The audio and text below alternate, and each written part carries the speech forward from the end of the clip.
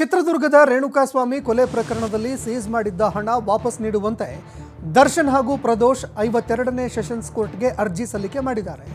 ರೇಣುಕಾಸ್ವಾಮಿ ಕೊಲೆ ಪ್ರಕರಣದ ಸಾಕ್ಷ್ಯಗಳ ನಾಶಕ್ಕಾಗಿ ಹಣ ಸಂಗ್ರಹಣೆ ಮಾಡಿದ್ದಾರೆ ಅನ್ನೋ ಆರೋಪ ಹಿನ್ನೆಲೆಯಲ್ಲಿ ಕೊಲೆ ಆರೋಪಿಗಳಾಗಿರುವಂತಹ ದರ್ಶನ್ ನಿವಾಸ, ಪ್ರದೋಷ್ ನಿವಾಸ, ದರ್ಶನ್ ಪತ್ನಿ ವಿಜಯಲಕ್ಷ್ಮಿ ಅವರಿಂದ ಒಟ್ಟು 40.40 ಲಕ್ಷ ಹಣವನ್ನು ವಶಕ್ಕೆ ಪಡೆಯಲಾಗಿತ್ತು. ಸದ್ಯ ತುರ್ತಾಗಿ ಹಣ ಬೇಕಿದ್ದು ಪೊಲೀಸರು ಸೀಸ್ ಹಣ ಬಿಡುಗಡೆಗೊಳಿಸುವಂತೆ ಸೂಚನೆ ನೀಡುವಂತೆ ಅರ್ಜಿ ಸಲ್ಲಿಕೆ ಮಾಡಲಾಗಿದೆ. ಈ ಬಗ್ಗೆ ಆಕ್ಷೇಪಣೆ ಸಲ್ಲಿಸೋದಕ್ಕೆ ಎಸ್ಪಿಪಿಗೆ ಕೋರ್ಟ್ನಿಂದ ಸೂಚನೆ ಕೂಡ ನೀಡಲಾಗಿದೆ. ಐಟಿ ಅರ್ಜಿ ಸಂಬಂಧ ಆಕ್ಷೇಪಣೆ ಸಲ್ಲಿಸೋದಕ್ಕೆ ದರ್ಶನ್ ಪರ ವಕೀಲರಿಗೂ ಕೂಡ ಸೂಚನೆ ನೀಡಲಾಗಿದೆ.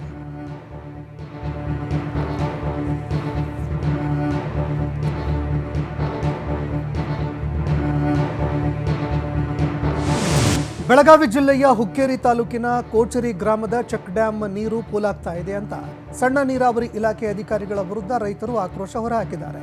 ಉಸ್ತುವಾರಿ ಸಚಿವ ಸತೀಶ್ ಜಾರಕಿಹೊಳಿ ಮತಕ್ಷೇತ್ರದ ಕೋಚರಿ ಗ್ರಾಮದಲ್ಲಿ ಹಿರಣ್ಯಕೇಶಿ ನದಿಗೆ ಚೆಕ್ ಡ್ಯಾಂ ನಿರ್ಮಾಣ ಮಾಡಲಾಗಿದೆ. ಪ್ರಸ್ತುತ ಚೆಕ್ ಡ್ಯಾಂಗೆ 30 ಗೇಟ್ಗಳನ್ನು ಅಳವಡಿಕೆ ಮಾಡಲಾಗಿದೆ. ತರಾತುರಿಯಲ್ಲಿ ಗೇಟ್ ಅಳವಡಿಸಿದ್ರಿಂದಾಗಿ ನೀರು ಸೋರಿಕೆ ಆಗ್ತಾ ಇದೆ. ಪ್ರತಿ ವರ್ಷ 7 ರಿಂದ 8 ಲಕ್ಷ ರೂಪಾಯಿ ಹಣ ಚೆಕ್ ಡ್ಯಾಂ ನಿರ್ವಹಣೆಗೆ ಖರ್ಚು ಮಾಡಲಾಗ್ತಾ ಇದೆ. ಹೀಗೆ ನೀರು ಪೋಲಾದರೆ ಫೆಬ್ರವರಿ ಮಾರ್ಚ್ನಲ್ಲಿ ನೀರಿನ ಅಭಾವ ಎದುರಾಗುತ್ತೆ. ಹೀಗಾಗಿ ನೀರು ಸೋರಿಕೆಯನ್ನು ತಕ್ಷಣವೇ ತಡಿಬೇಕು ಅಂತ ಆಗ್ರಹಿಸಿದ್ದಾರೆ.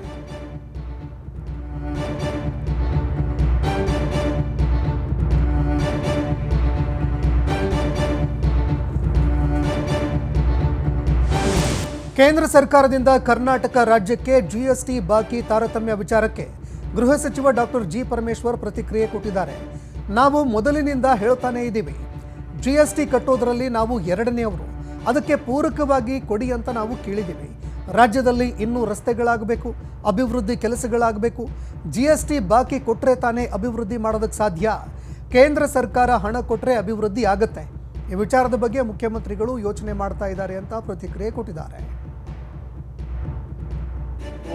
ನಾವು ಮೊದಲಿನಿಂದನೂ ಹೇಳ್ಕೊಂಡೇ ಬಂದಿದ್ದೇವೆ, ಕರ್ನಾಟಕ GST ಕಟ್ಟೋದ್ರಲ್ಲಿ 2ನೇ ಸ್ಥಾನದಲ್ಲಿ ಇಡೀ ದೇಶದಲ್ಲಿ ಇದೆ. ಅದಕ್ಕೆ ಪ್ರಪೋರ್ಷನೇಟ್ ಆಗಿ ನಮಗೆ ಕೊಡಬೇಕು ಅಂತ ನಮ್ಮ ಡಿಮ್ಯಾಂಡ್ ಇರೋದು. ನಾವು ಕೂಡ ಅಭಿವೃದ್ಧಿ ಆಗಬೇಕಲ್ವಾ. ಇವತ್ತು ಜನ ಹೇಳ್ತಾರೆ ಅದು ರಸ್ತೆ ಆಗಲಿಲ್ಲ, ಈ ರಸ್ತೆ ಆಗಿ. ಬೆಂಗಳೂರು ಪಟ್ಟಣದಲ್ಲಿ ತಮಗೆ ಗೊತ್ತಿದ್ದಾಗೆ ಬೇಕಾದಷ್ಟು ರಸ್ತೆಗಳಾಗಬೇಕು ಅಂತೆಲ್ಲ ಡಿಮ್ಯಾಂಡ್ ಹೇಳ್ತಾರೆ.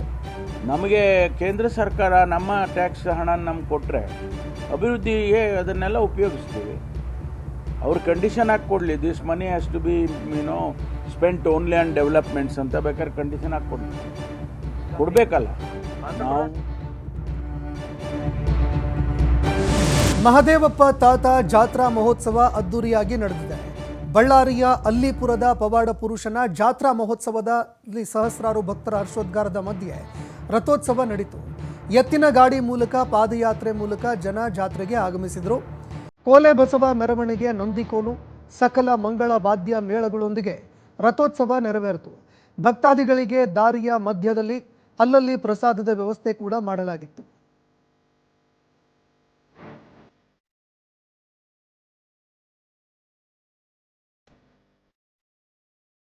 ಕೊಪ್ಪಳ ಜಿಲ್ಲೆಯ ಗಂಗಾವತಿಯಲ್ಲಿ ಇರುವಂತಹ ಶ್ರೀ ಚನ್ನಬಸವ ತಾತನ ಜಾತ್ರೆಯ ಸಂಭ್ರಮ ಜೋರಾಗಿದೆ. ರಾಯಚೂರು, ಬಳ್ಳಾರಿ, ಗದಗ ಸೇರಿದಂತೆ ಅನೇಕ ಜಿಲ್ಲೆಗಳಿಂದ ಭಕ್ತರು ಆಗಮಿಸಿ ಶ್ರೀ ಚನ್ನಬಸವ ತಾತನ ದರ್ಶನವನ್ನು ಪಡೆದುಕೊಂಡಿದ್ದಾರೆ. ಅನೇಕ ಭಕ್ತರು ದೀರ್ಘದಂಡ ನಮಸ್ಕಾರ ಹಾಕುವ ಮೂಲಕ ಹರಕೆ ತೀರಿಸಿದ್ದಾರೆ.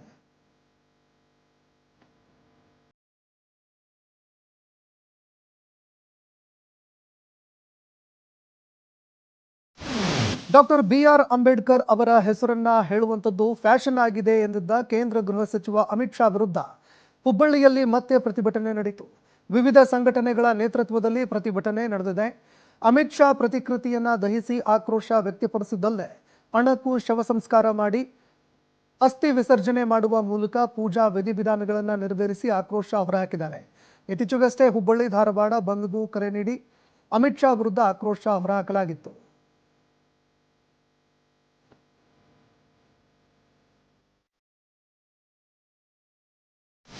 ಬೀದರ್ನ ಕಾರಂಜ ಮುಳುಗಡೆ ಸಂತ್ರಸ್ತರಿಗೆ ಸಿಎಂ ಸಿದ್ದರಾಮಯ್ಯ ಅಭಯ ಹಸ್ತ ನೀಡಿದ್ದಾರೆ. ಈ ಬೆನ್ನಲ್ಲೇ ಅನಿರ್ದಿಷ್ಟಾವಧಿ ಹೋರಾಟ ಕೊನೆಗೊಳ್ಳಲಿದೆ. ಕಳೆದ 920 ದಿನಗಳಿಂದ ನಿರಂತರವಾಗಿ ಹೋರಾಟ ಮಾಡಲಾಗ್ತಾ ಇತ್ತು. 1971-72ರಲ್ಲಿ ಕಾರಂಜಾ ಡ್ಯಾಂ ನಿರ್ಮಾಣದ ಸಮಯದಲ್ಲಿ ಸಂತ್ರಸ್ತರು ಭೂಮಿ ಕಳೆದುಕೊಂಡಿದ್ದಾರೆ. ವೈಜ್ಞಾನಿಕ ಪರಿಹಾರ ನೀಡುವಂತೆ ಸರ್ಕಾರಕ್ಕೆ ಒತ್ತಾಯಿಸಿ ರೈತರು ನಿರಂತರವಾಗಿ ಪ್ರತಿಭಟನೆ ಮಾಡ್ತಿದ್ರು. ರಾಜ್ಯ ಸರ್ಕಾರ, ಜಿಲ್ಲಾಡಳಿತ ಸ್ಪಂದಿಸದೇ ಇದ್ದಾಗ ಡಿಸೆಂಬರ್ 12ರಂದು ವಿಷ ಸೇವಿಸಿ ಆತ್ಮಹತ್ಯೆಗೆ ಯತ್ನ ಮಾಡಿದ್ರು. ಇದಾದ ಬಳಿಕ ಡಿಸೆಂಬರ್ 19ರಂದು ಕಾರಂಜಾ ಸಂತ್ರಸ್ತರು ಬೀದರ್ ಜಿಲ್ಲೆಯ ಜನಪ್ರತಿನಿಧಿಗಳೊಂದಿಗೆ ಬೆಳಗಾವಿಯಲ್ಲಿ ಸಿಎಂ ಸಭೆ ಕೂಡ ನಡೆಸಲಾಗಿತ್ತು. ಸಭೆಯಲ್ಲಿ ಕಾರಂಜಾ ಸಂತ್ರಸ್ತರ ಸಮಸ್ಯೆ ಅಧ್ಯಯನಕ್ಕೆ ತಾಂತ್ರಿಕ ಸಮಿತಿ ರಚನೆ ಮಾಡುವಂತ ಭರವಸೆ ಕೊಟ್ಟಿದ್ದಾರೆ.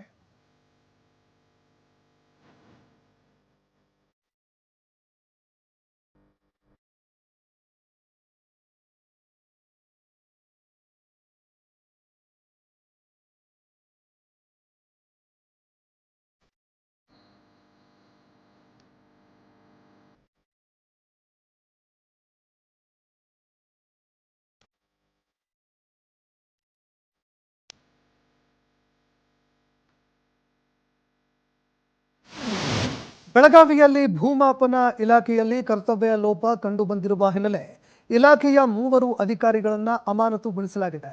ಜೆ ಮಂಜುನಾಥ್ ಭೂಮಾಪನ ಕಂದಾಯ ವ್ಯವಸ್ಥೆ ಮತ್ತು ಭೂ ದಾಖಲೆ ಇಲಾಖೆ ಆಯುಕ್ತ, ಕಂದಾಯ ಇಲಾಖೆ ಖಾನಾಪುರದ ಉಸ್ತುವಾರಿ, ADLR AC Kiran Kumar, surveyor ಮೇಲ್ವಿಚಾರಕ RC Pattar, surveyor MI Muttagi ಅವರು ಅಮಾನತು ಮಾಡಿ ಆದೇಶ ಹೊರಡಿಸಲಾಗಿದೆ.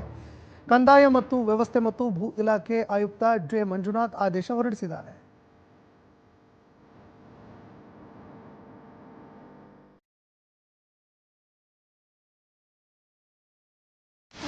ಬಾಗಲಕೋಟೆ ಜಿಲ್ಲೆಯ ಇಳಕಲ್ ನಗರ ಪ್ರದೇಶದಲ್ಲಿ ಕತ್ತೆ ಕಿರುಬ ಪ್ರತ್ಯಕ್ಷವಾಗಿರುವ ಹಿನ್ನೆಲೆ ಸ್ಥಳೀಯರಲ್ಲಿ ಆತಂಕದ ವಾತಾವರಣ ಸೃಷ್ಟಿಯಾಗಿದೆ.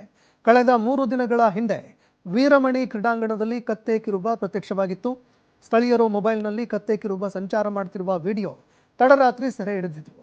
ಪಕ್ಕದಲ್ಲಿ ಸ್ಮಶಾನ ಇರುವ ಕಾರಣ ಕತ್ತೆ ಕಿರುಬಗಳು ಬಂದಿದ್ದ ಶಂಕೆ ವ್ಯಕ್ತವಾಗಿದೆ. ಕತ್ತೆ ಕಿರುಬದ ವಿಡಿಯೋ ವೈರಲ್ ಆಗ್ತಾ ಇದ್ದಂತೆ ಅರಣ್ಯ ಇಲಾಖೆ ಅಧಿಕಾರಿಗಳು, ಸಿಬ್ಬಂದಿಗಳು ಕಾರ್ಯಾಚರಣೆ ಕೂಡ ಆರಂಭ ಮಾಡಿದ್ದಾರೆ. ರಾತ್ರಿ 2 ಅರಣ್ಯ ಇಲಾಖೆ ಸಿಬ್ಬಂದಿಗಳು ಗಸ್ತು ತಿರುಗ್ತಾ ಇದ್ದು ಸ್ಥಳೀಯರು ಸಾಥ್ ಕೊಟ್ಟಿದ್ದಾರೆ.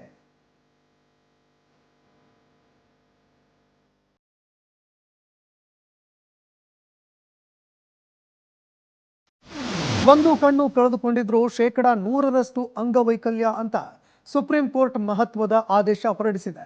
ಅವರನ್ನ ವಿಶೇಷ ಚೇತನರು ಅಂತ ಪರಿಗಣಿಸೋದಕ್ಕೆ ಸೂಚನೆ ಕೊಟ್ಟಿದೆ. ಕೇರಳದ ಜಯನಂದನ್ ಎಂಬವರು ಸಲ್ಲಿಕೆ ಮಾಡಿದ್ದಂತಹ ಅರ್ಜಿಯ ವಿಚಾರಣೆ ವೇಳೆ ಈ ಆದೇಶ ನೀಡಲಾಗಿದೆ.